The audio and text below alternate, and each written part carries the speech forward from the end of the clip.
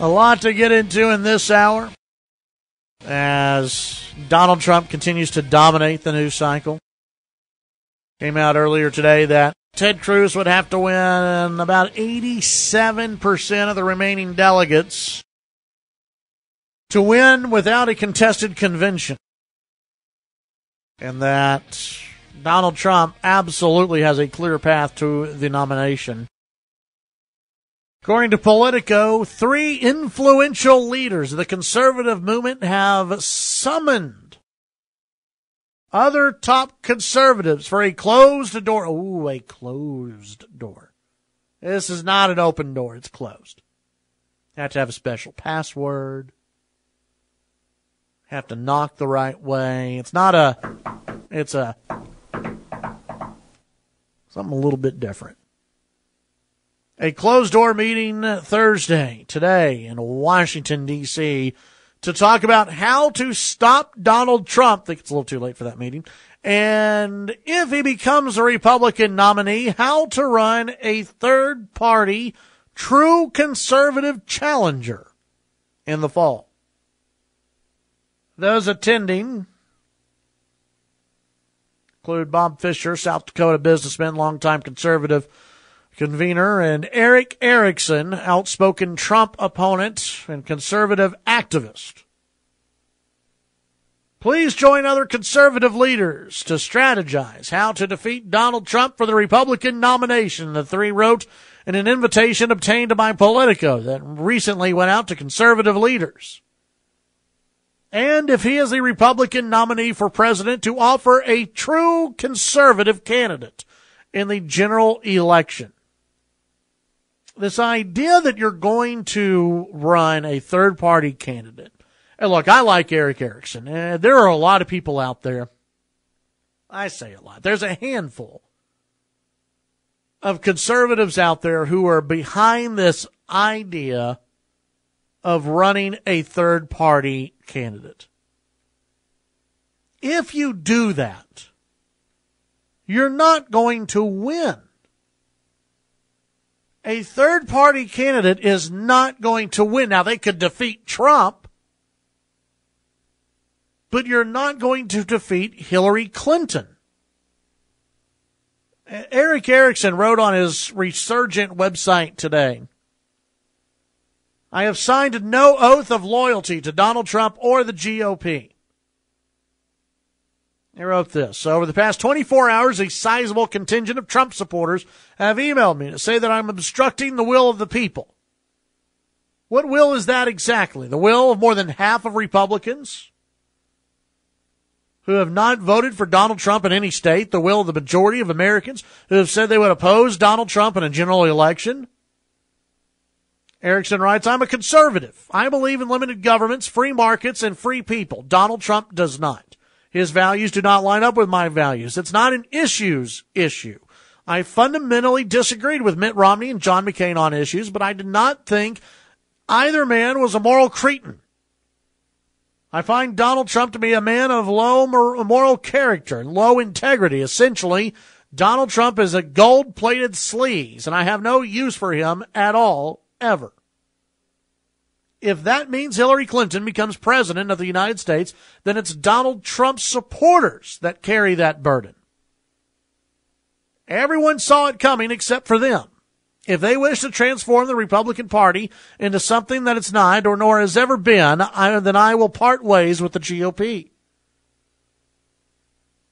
Just because some might sell out conservatism for gold-plated sleaze stroking their egos or ratings does not mean we all will. Erickson writes, I'm a Christian first and a conservative before I'm a Republican. I'm not willing to be bought off by a man looking for legitimacy through the acquisition of power when his values are diametrically opposed to mine. Principle still matters to me. Donald Trump does not. That from Eric Erickson. Okay.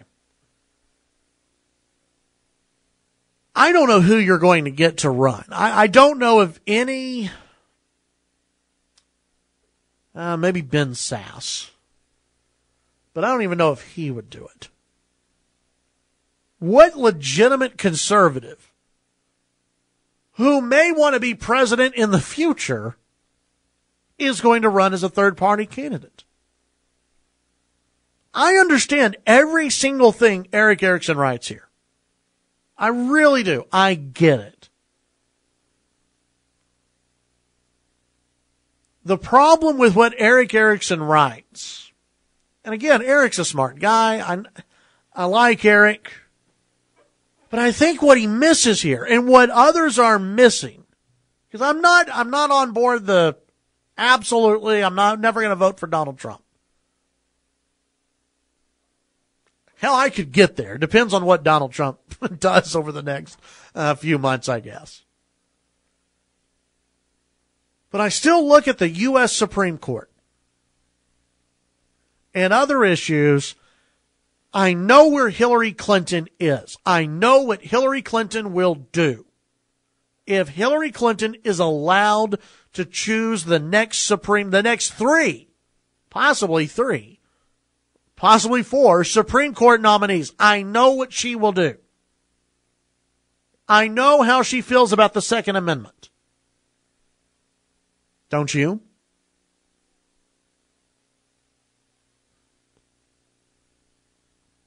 I don't know exactly how Donald Trump feels about the Second Amendment.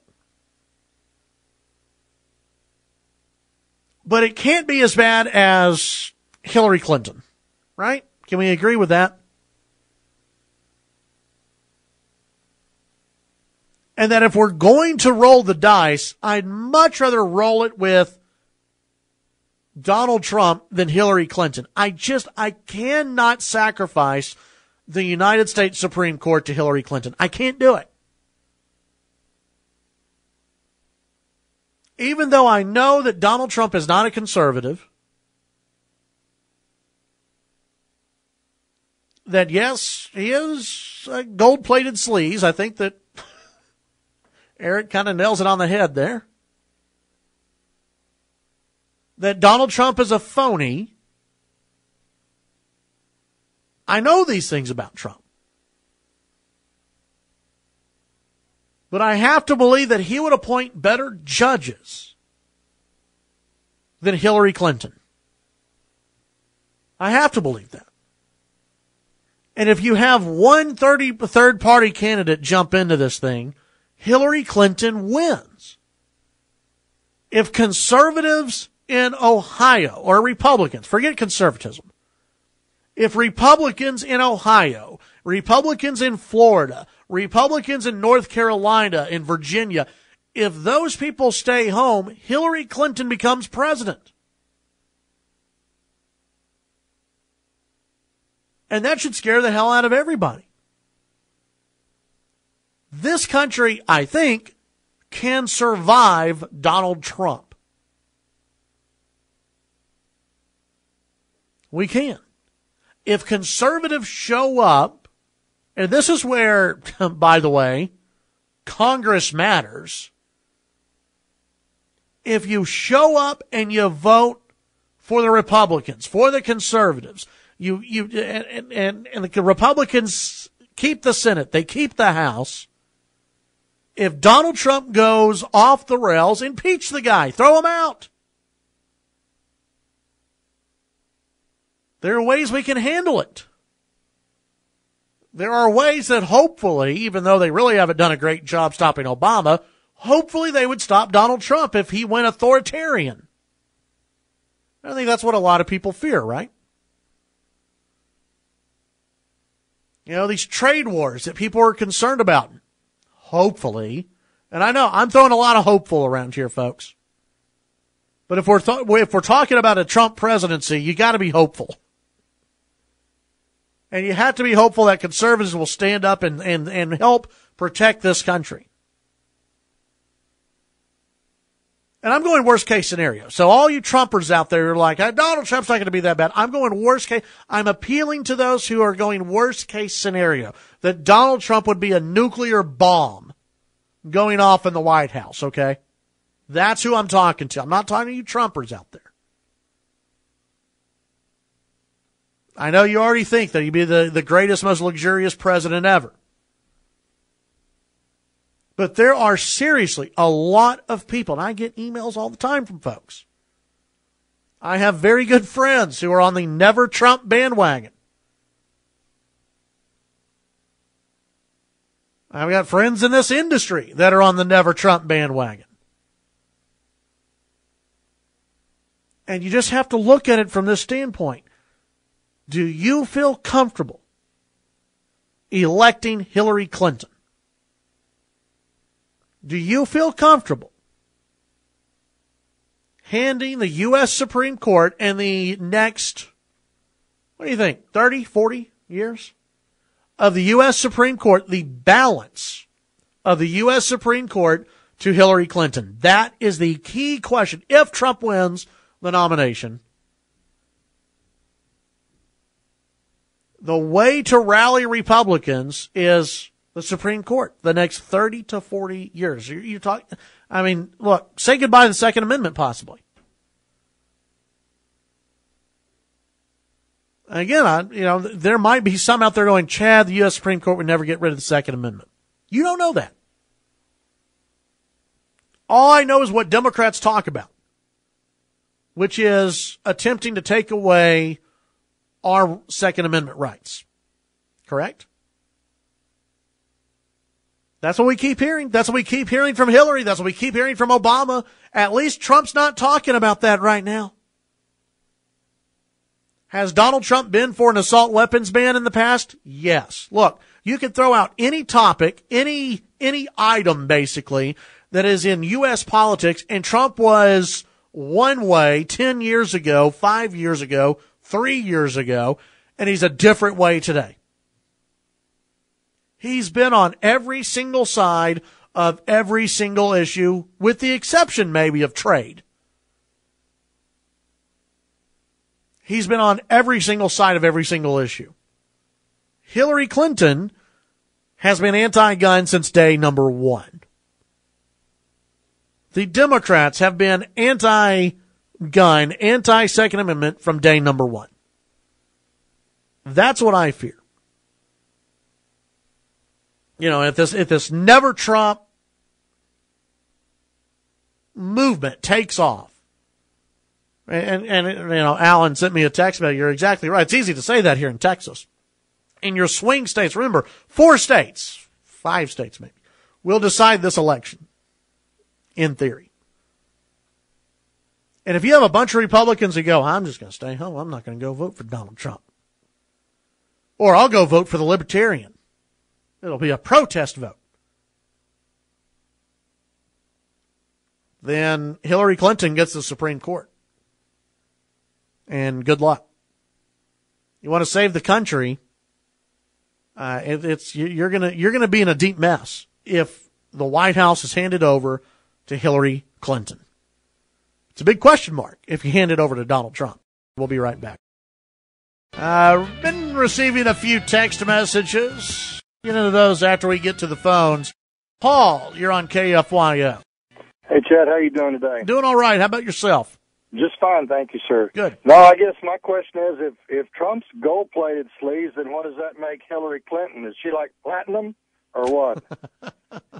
And then I guess the next comment I have for you is, Hillary Clinton's been like the Don Quixote battling that vast right-wing conspiracy for over 25 years now. You don't think she's going to start exacting some payback and some retribution whenever she becomes president? Absolutely. I would imagine, having the IRS work for her is just going to be one of the many arms of the federal government that'll be going after conservatives and right-wingers, because that woman's got lots of frustration over Republicans and right-wingers, and I don't think that knowing what the Congress has done so far, the Republican leadership, that they're going to be much of a firewall against her. That she'll roll over them quicker than Patton did the Germans. No, look, I mean, and I hear from so many people, I can't trust. I don't know what Donald Trump will do. I can't trust Donald Trump. I know that. I understand it. And that's why I'm not for Donald Trump in the primary. However, I know exactly what I'm going to get with Hillary Clinton. I know how dangerous she would be, not only towards forget about the Republicans. how dangerous she would be for this country. I know how dangerous she would be, and for the future of this country, and for the next 30 to 40 years again, when she gets to appoint at least the next 3 Supreme Court justices. That's dangerous. Oh, yeah, but you got to understand her mindset. I mean, in her mind, she's been battling those right-wingers and right-wing conspiracy for 30 years. They've tried to ruin her husband. They've tried to ruin her. And, do you think executive orders under Obama are bad? I don't think you've seen anything yet. Yeah. You're right. Thanks, Paul. Take care. Have a good one. I received, a couple text messages. Let's see, this one from Pat. I don't want the choice up to Hillary, but I'm just as afraid of who Trump might appoint. We have no way of even glimpsing into his thought process for selecting something like that. I think it's safest to consider Obama's appointee now instead of wait and see what might get slung at us. Now, I will have Senator John Cornyn on the show next week. And we're going to talk about a few different issues, but this is one of my questions that I'll ask of him. And Neil Cavuto actually brought this up yesterday as well. Let's just say Trump is the nominee, or Cruz is the nominee, and they are down big time to Hillary Clinton, right? Big time. Going into November. Do you then consider Obama's appointee or nominee to the U.S. Supreme Court, who is widely viewed as a moderate, though he is extremely liberal on gun issues? But he's widely viewed as a moderate, liberal on gun issues. You could get a lot worse under a President Clinton. Does the Senate then run back to Washington, D.C., and say, okay, let's prove Obama's a nominee? Do it now. It's a thought process, I'm telling you, that senators have to have. Not that I'm saying this nominee is good. He's crap. He's terrible. Again, when it comes to Second Amendment, he's absolutely horrible on the Second Amendment. But you could get a lot worse with Hillary Clinton as president. This and much more when we come back. Let's see. Another text message. Rick Perry is a third party. Rick Perry wouldn't run third party.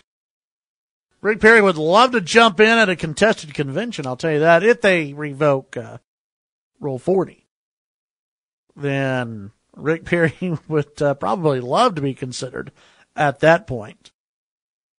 But I don't, if you don't have any delegates, if you never had any delegates, I don't know if you can really even be taken seriously. I still think it's between Cruz and Trump, if it gets to a contested convention. We had a text earlier, someone asking where Donald Trump would come from. Did you hear his answer on who Trump consults on foreign policy, Jody? Did you hear this? No, I didn't hear it. Asked on MSNBC's Morning Joe who he talks with about foreign policy, Trump responded, I'm speaking with myself, number one, because I have a very good brain and I've said a lot of things. I know that I'm doing good, and I listen to a lot of people. I talk to a lot of people, and at the appropriate time, I'll tell you who the people are. But my primary consultant is myself. I have a good instinct for this stuff. Yeah. Well, look, I speak to myself, number one, because I have a very good brain, and I've said a lot of things. Partially true, I think. That's we would rate that like half a Pinocchio. Could you imagine any Democrat running right now if they were asked by any journalist, who do you consult when it comes to foreign policy? And their answer is, me. I've got a pretty good brain. I've got a very good brain. I talk a lot, said a lot of things. I'm number one.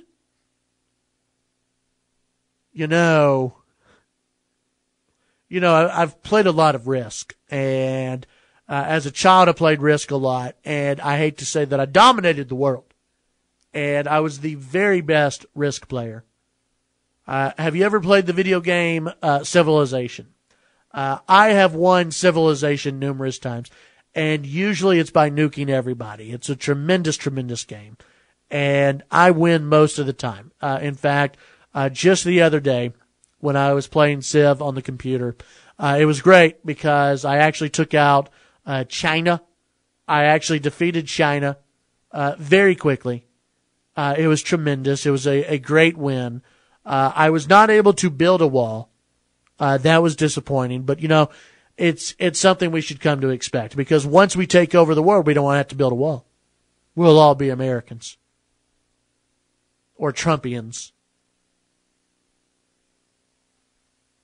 Now, see, that's the part that's scary. That's why I can't get behind Donald Trump, folks. That's why during the primary process, quotes like that, I'm speaking with myself about foreign policy because I have a very good brain and I've said a lot of things. What the hell does that even mean? Barack Obama has also said a lot of things, and he's a smart guy. He's wrong, but he's a smart guy. Could you imagine? Look, here's who I respond to and listen to. Me. I've got a big brain, and I've said a lot of things. And we're going to bring a lot of hope and change to the world. We're going to make the world great again. If Barack Obama would have said that, Republicans everywhere would have flipped out. And if Donald Trump says it, people just go, well, sounds about right. I mean, the guy has $1 billion business. Guy's worth billions. He must be smart. He must be able to handle Vladimir Putin on the world stage. I mean, he can barely handle Megyn Kelly, but yeah, you throw foreign policy in his lap, he's ready to take that on. Trump warning, folks, that if he doesn't get the nomination, riots could happen. One of his press people were actually on CNN yesterday and said riots are a good thing. Riots aren't necessarily bad. They're okay. They're good. We're going to make rioting good again. And then she said that riots aren't always violent, which makes me wonder if she knows what a riot is versus a peaceful protest. She's like the folks with Black Lives Matters. Oh, we're just peacefully protesting. You just burned down a gas station. Yeah, it's protest. Donald Trump sounded like a man ready to take the stage at a Republican Party as the Republican Party's nominee, denying him the GOP nomination as part of a contested convention. He declared, I do declare, would disenfranchise the millions of people he is bringing into the party and could spark riots. He said, quote, I think we'll win before getting to the convention, but I can tell you, if we didn't, if we're 20 votes short or 100 short, we're at 1,100 and somebody else is at 500 or 400 because we're way ahead of everybody. I don't think you can say that we don't get it automatically. I think you'd have riots. He said that you disenfranchise those people. You say, I'm sorry, but you're 100 votes short. Even though the next one is 500 votes short, I think you would have problems that you've never seen before. I think bad things would happen. I really do. I believe that. I wouldn't lead it, but I think bad things would happen. That from Donald Trump, the Republican frontrunner. 770-5790, toll free, 1-800-687-0790. When we come back, we'll wrap up this program, take your phone calls, your feedback here on the Chad Hasty Show. Did you hear that Ted Cruz has been urged to go and kiss the ring of Mitch McConnell? Have you heard about this? Senior Senate Republicans calling on Ted Cruz to rebuild his strained relationships with his colleagues and apologize to Majority Leader Mitch McConnell before the party establishment considers consolidating behind his presidential bid. Let me ask you this. If you're Ted Cruz, do you really want the establishment to endorse you? Let's take a look at Marco Rubio. Rubio's numbers were climbing big time, right? And then he became the establishment candidate. Even as Russia said, Marco Rubio wasn't establishment. I was conservative. You may not have agreed with his Gang of Eight stuff, but as I brought up in today's morning brief, you can go and view that at KFYO.com. The Gang of Eight did not kill Marco Rubio's campaign. It was the establishment surrounding Marco Rubio, along with Marco Rubio's perceived lack of fight. Marco Rubio ran a campaign that was a positive message, trying to bring people together. And that's not what the voters want right now. They want a fighter. They want someone who will give the middle finger to everybody. Again, I get into that in the morning brief, but if you look at the polling numbers for Marco Rubio, his polling numbers really started taking a big hit when the establishment, when Jeb dropped out. Jeb dropped out. And the Republican elite started surrounding Marco Rubio, and he was perceived by the voters to be the obvious establishment candidate now. And so now Ted Cruz is being urged to apologize to Mitch McConnell. How about this? How about Mitch McConnell apologize to us? Ted Cruz can apologize after Mitch McConnell and the Republicans who are responsible for all of this anger that you see in the Republican Party, for all these people who are upset and think that Washington can't get anything done. Mitch McConnell and the Republican elite are responsible for it. At least partly responsible for it. Barack Obama's responsible for a lot of it. But people who are sick and tired of politicians, including politicians like Ted Cruz, who have only been in Washington for a couple of years, the reason they're upset is because they are tired of Washington, D.C. And people like Mitch McConnell are directly responsible for that. They are. They are partly responsible for it because they went to Washington and they said, just vote for us and everything will get better. Oh, no, you got to wait. We got to take back the Senate. No, we took back the Senate. Oh, hell. Okay, we took back the Senate. We shut down the government. That was really bad, even though we took back the Senate. We can't do that. Don't threaten anything like that again. Okay, well, now we can't even propose anything to President Obama because that would show that we're mean or racist or something. So we got to wait till we take back the White House. Oh, crap. Donald Trump's winning. Huh. Okay. Ted Cruz, come back and apologize and we'll endorse you. Ted Cruz, you need to make nice with all of us and then we'll endorse you. Are you kidding me? I mean, this story number one, this is the exact type of story that people are flocking to Trump because of. Come kiss the ring. Get down on your knees, Ted Cruz, and beg for mercy. Beg for forgiveness, Ted Cruz, and then we shall decide your future. You are against us, now you need us. Ted Cruz doesn't need the establishment Republicans. He doesn't need Mitch McConnell's blessings. The arrogance that Ted Cruz has to go before Mitch McConnell and apologize to the weak Mitch McConnell. This is why people are ticked. This is why people are flocking to Donald Trump and going to going to Ted Cruz. This is what they hate, and it is sad to me that the idea, the message, I don't know if he came up with it, but the messenger was John Cornyn, who went to Cruz and said, you should probably go and apologize. Make things a lot easier for you if you went and apologized to Mitch McConnell. How about this, Mitch?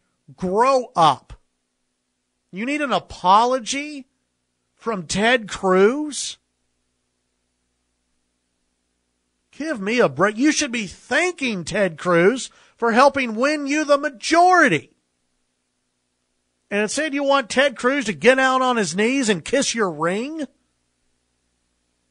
Please. Send to the phones real quickly. Brian, you're on KFYO. Hey, good morning, Chad. Morning. Hey, just a perspective, I was a professional athlete and a college athlete and a high school athlete, and people that don't play sports don't understand what leadership is. Sometimes leadership doesn't come from the most qualified person to do the job. And when you are the leader of the free world, you don't kiss anybody's ring. Mitch McConnell, we voted these people in office to stop a situation, and it didn't stop. So guess what? As Americans, we can take you out without having to do it ISIS style. Okay? We just vote you out of office, and we put people in there that say and do exactly the same thing. Ted Cruz, who had my vote, I voted early because he went out and told us what he was going to do, and he went out and did what he said he was going to do. Let me ask you this. Would you lose respect for Ted Cruz if he went and apologized to Mitch McConnell? Oh, hell yes, I would. Okay, yeah, exactly. That's what I think most people would. The reason being is, why do you think Trump doesn't go around apologizing? He's the leader of his company. Yes, in private, behind closed doors, he will be a totally different man to the upper echelon of his company and his people. You have to go around and you have to see, look at what Barack Obama wrapped himself up in with people around him. Okay? Anti-establishment, anti-government, anti-America, anti-everything. Yeah. Trump has surrounded himself to build, of course he didn't build that company all by himself. But you know what? The brain factor behind it is a major driving force. And if he becomes the nominee, I will vote for him. Brian, thank you very much. I got to get going. All right. Have a great day. It's just, it is, this article of Ted Cruz must apologize. We'll probably get it back into this a little bit more tomorrow on the show because it just shows the problem that you have in Washington, D.C. And if I were Ted Cruz, if asked by the media, are you going to go and apologize to Mitch McConnell? He should look at the camera and do exactly what I said. He should say, once Mitch McConnell apologizes to Republican voters and to conservatives, then I'll think about it. Other than that, hell no, I won't apologize to Mitch McConnell. I work for the American people, not Mitch McConnell.